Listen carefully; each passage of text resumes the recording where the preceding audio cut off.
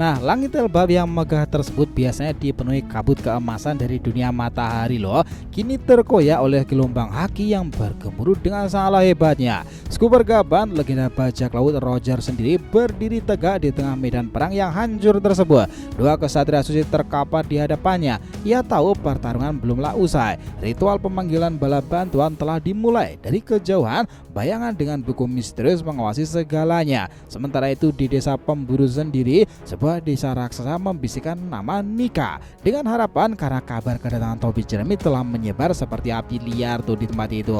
Di bawah tanah sana, Luffy dan Loki saling berhadapan. Aura Hosoku no Haki mereka bertabrakan hingga retakan mengelur di dinding gua kuno sendiri. Sementara itu, Fujitora, armada angkatan laut tiba di pelabuhan membawa serta serafim yang siap menghancurkan siapapun yang mengalami misi pemerintahan dunia. Di tengah kekacauan ini nakama, satu pertanyaan menggantung di sana. Akankah Elbap menjadi tanah kebangkitan sang dewa matahari atau justru kuburan bagi impian sang raja bajak laut sendiri? Itu bakalan seru nih. Yos, menarik nakama. Selamat datang teman-teman, kita akan bahas selalu cerita prediksi ini dengan mimin di sini, Joy Boy The Library of Nika. Let's go, kita mulai masuk ceritanya.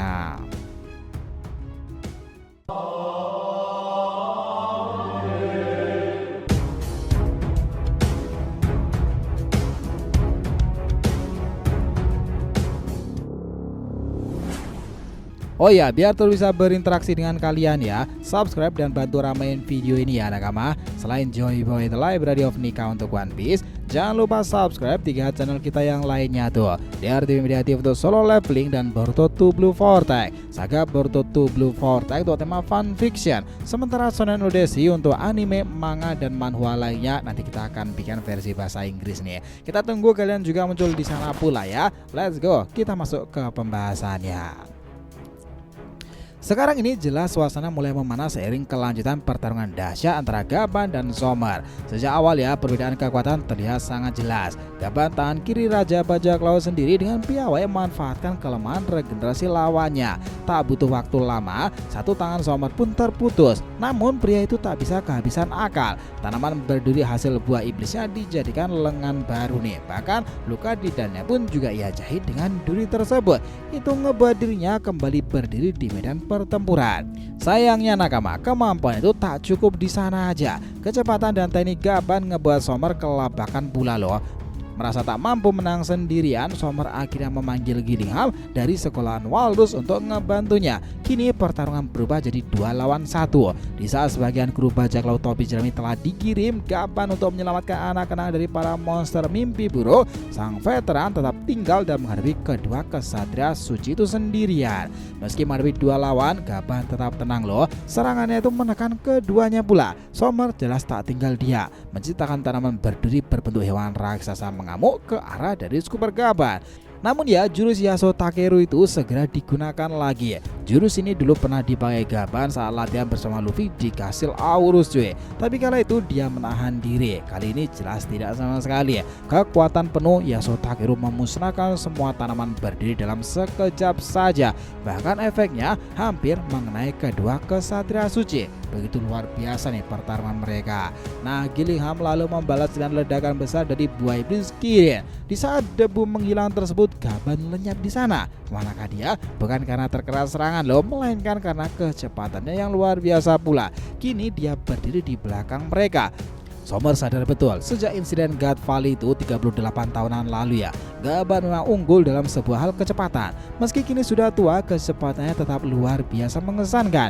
Gillingham pun diperingatkan agar segera waspada. Tak ngebuang-buang waktu saja, Gaban bersiap. Kali ini serangannya berbeda. Dia memusatkan Hosoku no Haki dan Bushoku no Haki ke kedua kapaknya sendiri. Petir hitam membungkus tubuhnya. Tebasannya itu meluluhlantakkan medan tempur loh, memukul mundur Sommer dan Gillingham hingga berdarah. Di kondisi yang terdesak itu, Sommer berniat memanggil kesatria suci ketiga dari Marijoa. Konon pria ini pernah bertarung imbang dengan Gaban dalam insiden God Valley. Meski sudah tua, kekuatannya masih luar biasa mengesankan. Sebelum lingkaran sihir itu sempat dibuat, Gaban itu lebih cepat lagi nih. Serangan kilatnya menghentikan ritual tersebut. Gaban tahu jika kesatria suci berhasil memanggil bala bantuan, keadaan akan memburuk baginya. Melawan 2 kesatria suci sudah cukup berat saat di usianya yang sekarang ini.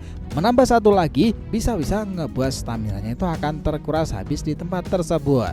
Nah, sementara pertarungan itu berlangsung, suasana di tempat lain juga menegangkan menantang. Di dunia matahari, tepatnya di desa pemburu, para prajurit desa bersiap menyerbu sekolahan walrus dan ngebantu menghadapi para monster. Kepala desa tetap tinggal memberikan komando khusus dan menenangkan warga sipilnya. Rakyat tidak bisa bertarung di sampingnya saja, dan sang istri ikut berdiskusi pula. Perempuan tua itu percaya Dewa Matahari Nika akan menolong mereka lagi.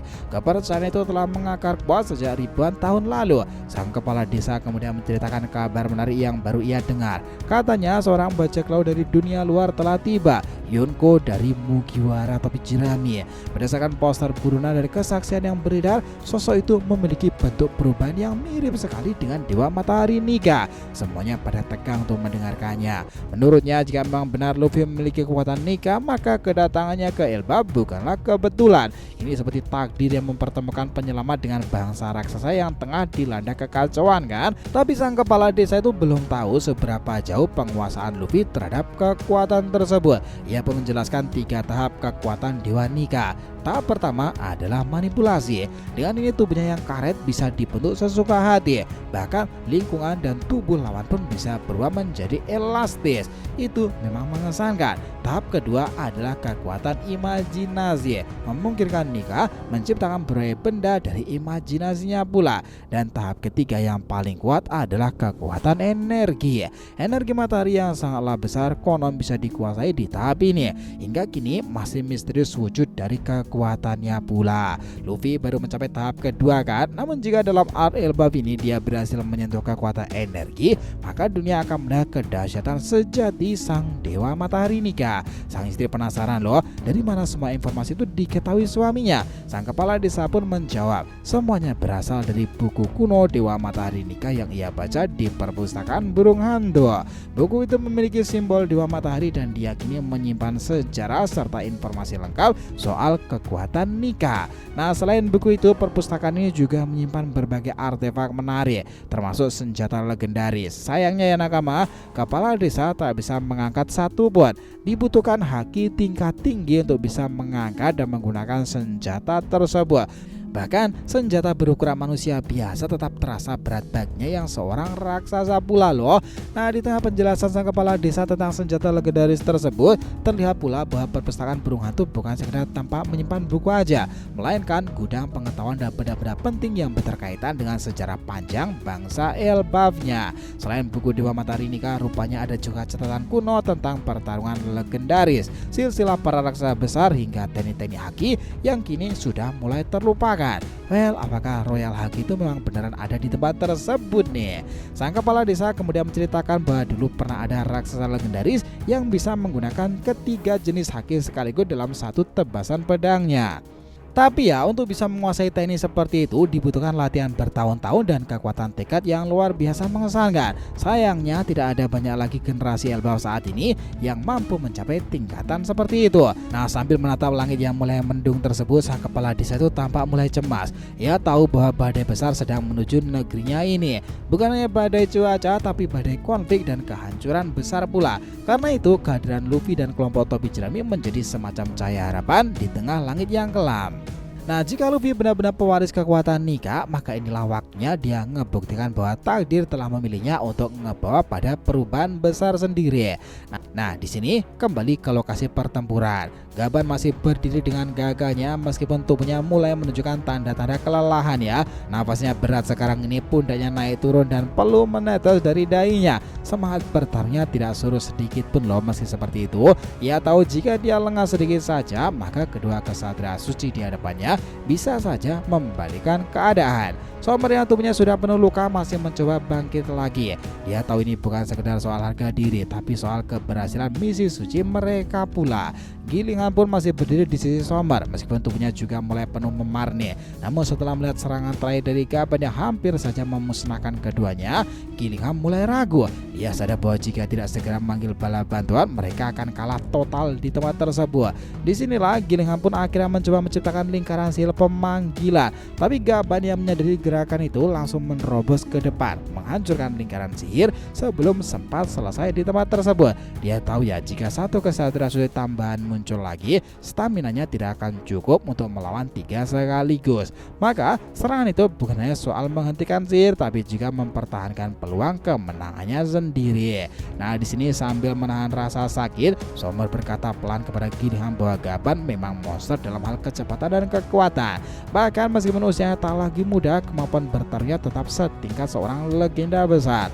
Gingham pun hanya bisa mengangguk sambil mengepakkan tangannya, kesal betul karena merasa dipermalukan di tempat tersebut.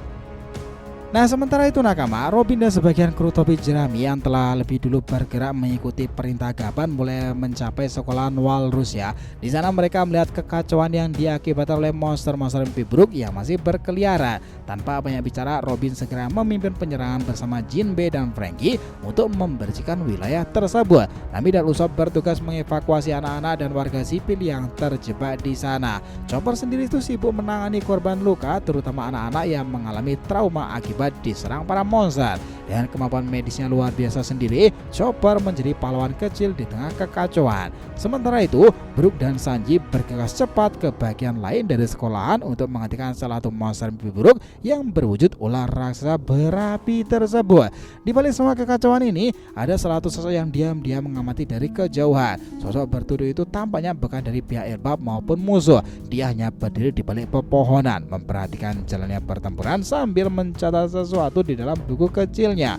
Wajahnya masih belum terlihat jelas nih, tapi matanya menyala seakan-akan dia menyimpan banyak rahasia. Beberapa prajurit Elbaf mulai mencium keberadaan orang asing tersebut, tapi sebelum mereka semua mendekat, sosok itu menghilang dengan cepat pula, seolah-olah menyatu dengan bayangan sendiri. Pertanyaannya, siapakah dia? Apakah dia sekutu atau justru musuh yang menyamar di tempat tersebut?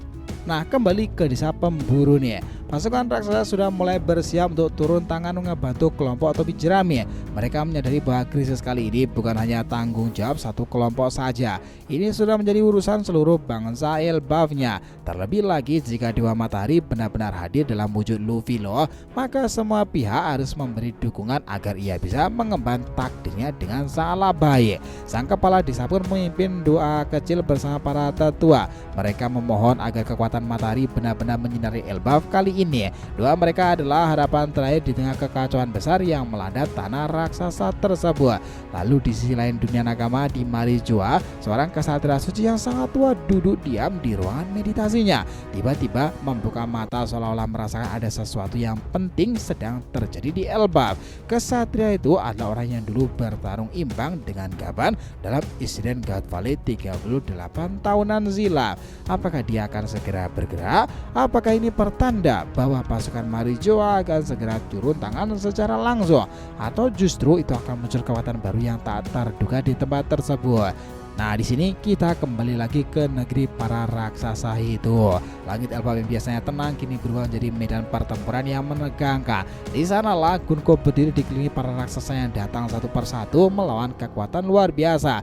Dalam kekacauan tersebut, anak-anak dari sekolahan Walrus terjebak di antara dua dunia permainan dan bahaya nyata yang sedang berlangsung. Bonnie Franky tiba dalam semangat menggebu itu langsung bergabung dalam aksi bersama Ripley yang sudah lebih dulu mencoba menyelamatkan anak-anak tersebut. Mereka tidak datang sendirian, tak lama kemudian suara langkah berat dan tawa menggema. Dory dan Brogy juga ikutan muncul diikuti Jarul dan kelompok raksasa lainnya. Mereka semua punya satu misi, melindungi generasi muda mereka dari ancaman yang mengintai. Nah, di sini setelah temuan dramatis terjadi saat Ripley berhasil menyelamatkan Ronia, anak kecil yang nyaris terjatuh dari tebing. Tali yang melilit tubuh kecil itu berhasil menariknya kembali. Tapi ada sesuatu yang tidak beres. Anak-anak lain tetap melangkah maju seperti dikendalikan oleh kekuatan tak terlihat. Ripley makin bingung lagi, apakah ini semacam kutukan atau kendali pikiran aja. Nah, situasi menjadi darurat nakama. Nah, di sini tuh Jarul dengan cepat menangkap sesuatu yang orang lain lewatkan. Gerakan anak-anak itu mengarah ke kapal awan di ujung cabang nomor 8. Akhirnya ada secercah harapan pula.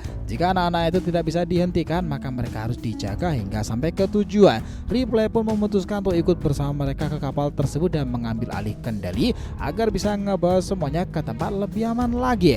Sementara itu, di bawah kelompok bajak laut Fallen Monks tersebut yang dipimpin oleh Uruk sendiri menaiki jalur pelangi menuju dunia matahari. Uruk tampak tenang seperti biasanya, meskipun dari kejauhan tampak barisan kapal angkatan laut dalam jumlah besar mulai mendekati Elbapnya. Armada itu dipimpin oleh Fujitora, salah satu admiral terkuat milik angkatan laut. Di kapal utama, Denden Mushi itu berdering keras nih. Percakapan serius terjadi antara Fujitora dan juga Akainu. Akainu menegaskan bahwa saat ini para kesatria suci sedang dalam misi penting pula, merekrut para raksasa Elbap untuk bekerja sama dengan pemerintahan pusat. Namun tugas Fujitora berbeda, dia harus fokus menangkap topi jerami. Akainu mengingatkan kegagalan masa lalu Fujitora di Dressrosa itu sendiri, di mana dia justru membiarkan Luffy dan juga nakamanya pergi di tempat tersebut.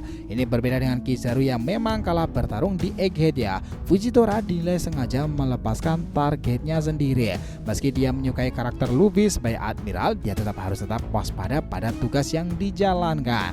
Menariknya, Fujitora itu tidak datang sendirian, yang ngebawa sejumlah serafim, termasuk Ace Hawk, Ace Spear, Ace Shaw, dan juga Ace Snake. Yok sebelumnya sudah memperingatkan agar Ace Snake diawasi secara ketat. Perlakuannya aneh jika berada di dekat dengan Luffy. Ia tampak lebih patuh pada Luffy dibandingkan otoritas resminya. Karena itu, Yok menyarankan agar Ace Snake diarahkan untuk melawan anggota topi jerami lain seperti Sanji, yang diketahui punya kelemahan terhadap perempuan. Nah, situasi itu akan sangatlah mengesankan. Kembali kepada Elbap, Fujitora akhirnya tiba di pelabuhan. Namun daripada membuat jalur pelangi, ia memilih metode yang lebih cepat dan praktis, menggunakan kekuatan buah iblis gravitasi miliknya. Ia mengangkat kapal-kapal angkatan laut melayang ke udara seperti pernah ia lakukan di Dressrosa. Pemandangan itu ngebuat para raksasa pelabuhan pada terpana sekaligus cemas pula loh, karena kehadiran angkatan laut di tempat kekacauan itu sendiri bisa jadi pemicu perang besar pula. Di saat yang bersamaan, Fujitora merasakan getaran aneh. Sebuah gelombang haki yang luar biasa kuat memancar dari wilayah bawah Elbap. Meski matanya buta, insting dan pendengarannya itu luar biasa tajam. Dia tahu ini bukanlah kekuatan biasa loh. Ternyata sumbernya itu tak lain adalah Luffy dan Logi, dua individu kuat yang sedang melakukan sesuatu yang konyol, itu menggunakan adu haki. Mereka saling unjuk kekuatan dari semua jenis haki. Busou Soku Haki dikeluarkan, Genbun Soku no Haki ditampilkan, dan bahkan Hau Soku no Haki itu dimunculkan di tempat tersebut. Logi ternyata termasuk langka di sini, itu raksasa yang memiliki Hau Soku no Haki pula. Itu mengesankan jika dikeluarkan dengan ukuran sebesar itu. Hal itu ditegaskan oleh Hajirudin yang menganggap Loki sebagai sosok istimewa di antara bangsanya sendiri. Pertarungan hakim mereka pun bukan sekedar unjuk pamer aja ya. Ledakan menghancurkan sebagian besar area dunia bawah Elbapnya. Atmosfer panas pertempuran pun merembet ke dunia matahari. Di sana Zoro Sanji juga tengah bertarung menghadapi para monster mimpi buruk. Monster-monster ini menjadi penghalang baru setelah musuh utama mereka, Somer dan Gillingham, menghilang menggunakan sihir teleportasi dan kini sedang bertarung dengan Super Gaban loh. Zoro hampir tersesat dalam perjalanannya seperti biasanya, tapi secara tak sengaja malah bertemu kembali dengan Robin dan yang lainnya. Tak lama kemudian Sanji juga tiba. Mereka akhirnya berkumpul kembali, bersiap menghadapi bahaya berikutnya. Sementara itu ancaman terus berdatangan pula, baik dari langit maupun dari dalam tanah. Kehadiran Fujitora, para serafim dan para raksasa serta kekuatan misterius membayangi kapal awan. Semuanya menjadi bagian dari konflik besar yang tak terhindarkan lagi. Elbap yang dulu hanya dikenal sebagai tanah para raksasa kini menjadi panggung utama pertempuran terbesar di dunia itu. Sebuah titik balik yang bisa mengubah arah sejarah dunia sendiri. Karena itulah nakama, epilog ending ke depan ini bakalan menarik jika seperti ini.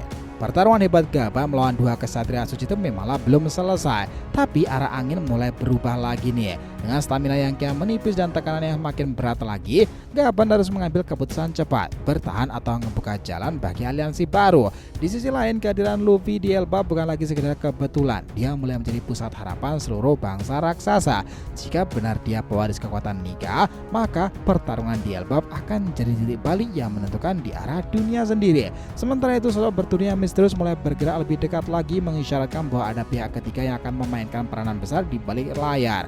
Apakah dia akan ngebantu atau justru memperkeruh keadaan? Satu hal yang pasti, badai besar belum selesai. Saat langit Elbap benar-benar gelap sendiri, cahaya Dewa Matahari akan jadi penentu antara kehancuran atau kebangkitan loh. Jadi kalau mau kita rangkum dalam kesimpulannya, pertarungan Elbap membuktikan bahwa konflik besar di kisah One Piece mulai mengerucut pada kekuatan-kekuatan utama yang saling bertabrakan. Gaban yang legendaris kembali menunjukkan taringnya. Meski usianya tak lagi muda, dua kesatria suci mewakili kekejaman menyebabkan ambisi pemerintahan dunia ditahan imbang sementara ini. Di tengah semua itu, Luffy dan para anggotanya akan memainkan peranan yang sangatlah besar di konflik ini nanti.